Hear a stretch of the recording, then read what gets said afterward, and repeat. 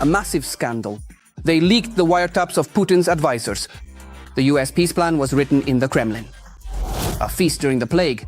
A lavish celebration of Adam Kadyrov's coming of age. Will Putin be forced to make the Chechen sultans apologize for the new naked party? Lukashenko's psychological health is in danger. Wait for the diagnosis. The great and terrible pool has frankly deflated. The geostrategist who dreamed of dividing the world has agreed to a humiliating status. As China's raw materials service staff, Nikita Mikhalkov was right. Combat pigeons really do exist. But not in Ukraine. They were developed in Russian biolabs. The alcoholism of Zakharova, Medvedev and Matvienko is all the work of NATO special services. Stay tuned, you can't miss this. Hello everyone, my name is Fedor Shirenko, and now we're going to discuss all the most important and resonant topics. What people are talking about in the world, in Ukraine, and of course beyond the curb of civilization, everything that's trending. Let's go. A massive scandal in the United States. The so-called authors of the US president's peace plan, servants of the Russian dictator Dmitriev and Ushakov, and Donald Trump's negotiator Steve Witkoff are nothing but traitors helping the Kremlin manipulate the American president. From those same leaks, we learned that the so-called Trump plan of 28 points is not a plan at all, and not Trump's at all, but literally a creation of Putin and his aides.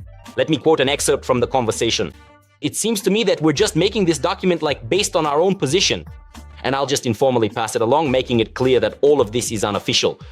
And let them make it their own, but I don't think they'll take our version entirely. But at least it'll be as close to it as possible. Bloomberg published a secret conversation between Yuri Ushakov, Steve Witkoff, and Kirill Dmitriev. Jumping ahead a bit, Putin's advisor Yuri Ushakov confirmed the authenticity of the published recordings. Is the recording a fake? Or did that conversation really take place? I already said that I talk to Witkoff quite often, but the content of those conversations is confidential, so I don't comment on them. No one should be commenting on this. How did they get this information? I don't know, I have no idea. One is the target, the other is listening in. I understand. According to the publication, Ushakov and Dmitriev passed on the Kremlin's peace plan proposal to the US, represented by Witkoff, so that the American side could present the plan written by the Kremlin as their own. The fact that a Trump advisor is telling Putin's advisors how to properly manipulate Trump is called treason in our parts. I just want to remind you that officially the US is designated as an unfriendly country and a likely adversary in Russia. And yet it is these people, these likely adversaries, who are being assisted by Trump's envoy, Witkoff. Whose interest is this person serving? In theory, it shouldn't be me asking this question, but the President of the United States, Donald Trump. Or better yet, the CIA right away. This explains that unexpected fact which foreign journalists noticed. Some of the proposals in the peace plan were uncharacteristic for the English language, and were a crude calque from Russian. In the immediate aftermath, Donald Trump stated that he saw nothing wrong with the actions of the American peace dealer. I haven't heard about it, but that's a standard thing. You see, he needs to sell this to Ukraine. He also needs to sell Ukraine to Russia. That's exactly what he does. That's exactly how a dealmaker acts. You have to say, look, they want this. You need to convince them of that. I would say that's a standard form of negotiation. But in fact, from the leaked conversation, it becomes clear that one of the closest associates of the head of the White House is serving the interests of the Russian Führer behind his back. It was precisely Witkoff who, in mid-October, disrupted the transfer of Tomahawk missiles to Ukraine. On the eve of Volodymyr Zelensky's visit to Washington, Witkoff, through Ushakov, passed on a recommendation to Putin to call the US president. In addition, Trump's negotiator dictated a text to the Kremlin elders. A text that the self-absorbed US president would definitely appreciate. Several US senators, including Republicans, are demanding Witkoff's resignation. For those who oppose the Russian invasion and want to see Ukraine as a sovereign and democratic country, it is obvious that Witkoff fully supports the Russians. He cannot be trusted to conduct these negotiations. A Russian agent paid less than him could have done the job. He should be fired. Meanwhile, Donald Trump, or perhaps more accurately, FSB agent Krasnov, sends Witkoff off to negotiations, or more likely to pay homage to Putin in Moscow, as if nothing has happened. In addition, the head of the White House once again assures everyone that peace is closer than ever. The original plan, or rather Ukraine's capitulation, has already been rewritten, and a meeting between Trump, Zelensky and Putin may take place in the near future. I hope to meet with President Zelensky and President Putin in the near future, but only when the agreement to end this war is final or in its concluding stage. And what do you think about the American peace plan written in the Kremlin? And specifically about the negotiator Steve Witkoff? Is this more about Trump's excessive vanity and his desire for a peace prize? Or is Donald actually a long-recruited agent of Krasnov? Write your thoughts in the comments, don't forget to like and be sure to mention where you're watching us from. And are there many of your fellow countrymen who support the Ukrainian people in their fight against the Russian occupiers? This is very important to us right now. A new batch of Ukrainian drone sanctions against the Russian military-industrial complex. In Cheboksary, drones attacked the defense plant near Progress.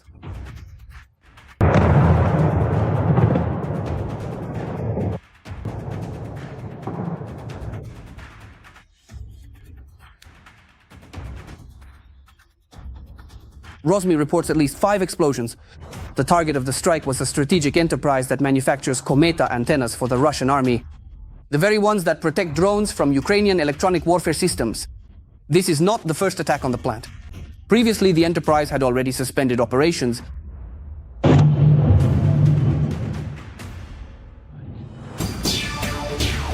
For Russians, the bunker czar has prepared the whip, while for foreign masters, the carrot. You'll laugh, but the Russian Führer, in the approved national policy strategy until 2036, has ordered the creation of an image of Russia for foreigners as a democratic country where everyone is guaranteed equal rights and freedoms. But that's just a showcase for the foreign audience. Inside the country, the strategy remains the same, rooted in traditional values and repression. The old man insists on continuing the fight against neo-Nazism, Russophobia, non-traditional values, and attempts to falsify history, and also to instill spiritual and moral values and ties to historical Russia in Russians living abroad, and the cherry on top to counteract the excessive use of foreign words among the youth. Just keep walking, guys, just keep walking. A bit further, a bit further. What the fuck, man? A UFC legend and American mixed martial arts champion sold out to Kadyrov. Former UFC champion Jon Jones came to pay his respects to the Chechen Sultan Ramzan and his son Adamka. In Chechnya, the American, together with another UFC champion, the Chechen Khamzat Chimaev, attended the celebration of Adamka's 18th birthday. The legendary fighter traded his honor and legacy for a lavish reception, expensive gifts, and the chance to fire an RPG. This is the Sochi of the Republic. Yes, yes. Look, look, look. Yes, yes. Yes, that's how we do it.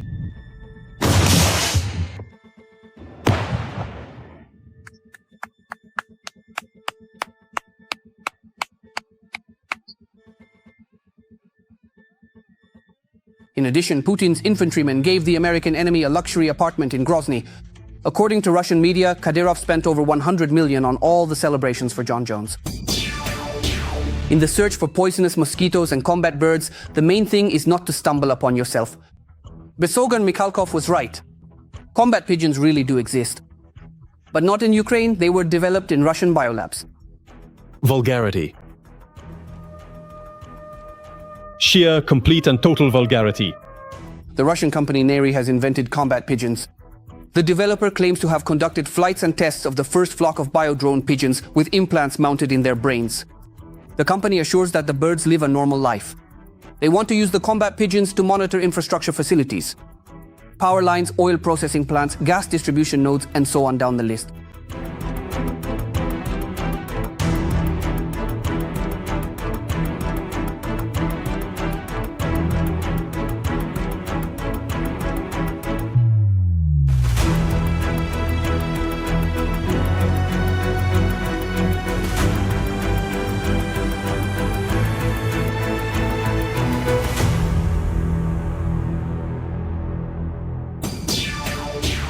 The great and terrible pool has frankly fizzled out.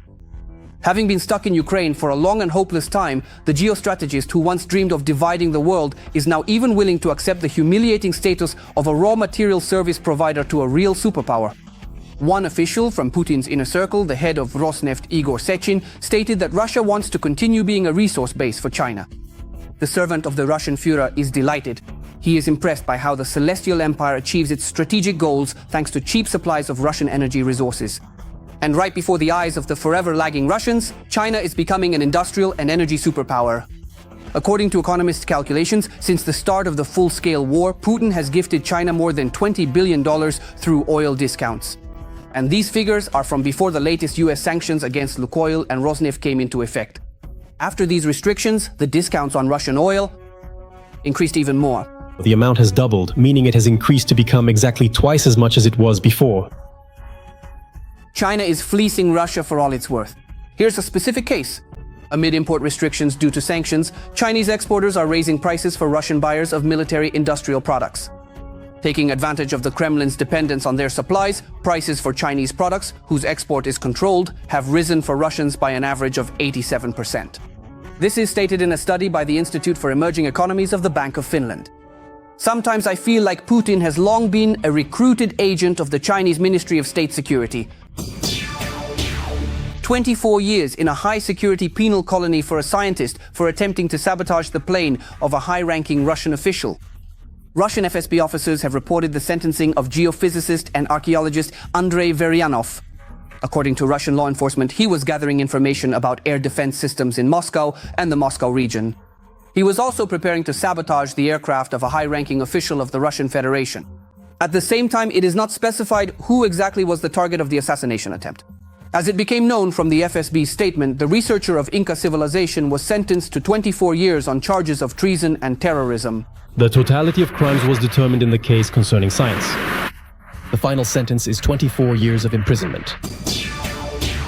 According to Zakharova, this is the work of NATO intelligence services.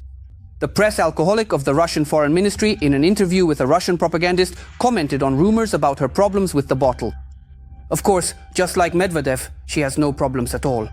And she herself is so perfect that NATO decided to simply slander poor Masha. And do you understand why? There's nothing else to find. Apparently they searched high and low. I think that, not without exaggerating, I think a lot of effort was spent trying to find some kind of reason somewhere in NATO's back rooms, corridors, or offices, just to come up with something, some kind of baggage. I've had it all. My parents had drones flying over their Dhaka, and they even sent some people over. There was nothing they didn't try. Apparently, they just can't find anything, so they made something up. And why is that? They made it up, you see? Well, they have to try to marginalize what's happening somehow. Honestly, it's not very convincing. The guilty one always gives himself away. Where there's smoke, there's fire.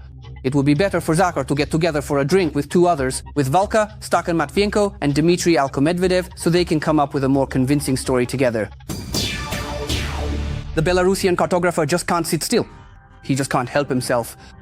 Lukashenko is doing everything he can to draw attention to himself. During his meeting with Putin in Bishkek, the Belarusian dictator offered Minsk as a platform for peace talks between Russia and Ukraine is a country located in Eastern Europe, known as one of the largest countries on the continent.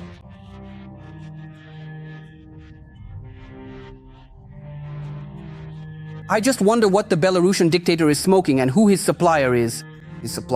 Or maybe it's the intoxicating air of Central Asia and the proximity to Afghanistan that have had their effect. Share your own theories in the comments.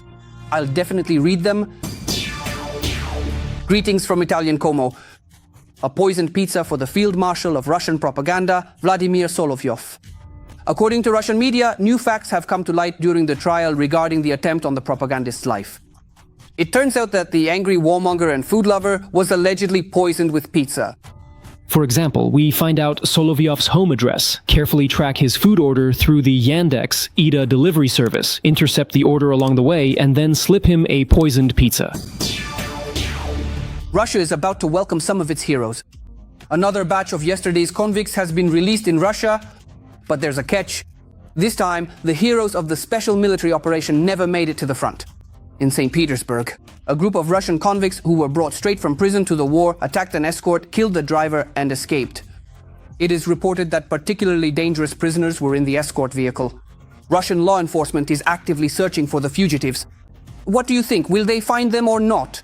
Write your thoughts in the comments.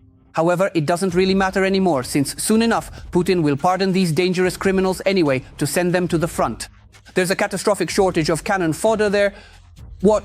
Not laughing? Isn't it funny? Didn't get it, did you? This is Russia. And finally, breaking news. NATO, Europe, and Ukraine have secretly attacked Yakutsk. Alright, just kidding. Now let's take a look at the daily life of Yakutsk residents. The roads on 50 years of the Soviet Army Street. Face first into the T. It's fortunate that it was just a pothole in the road. At least it wasn't you.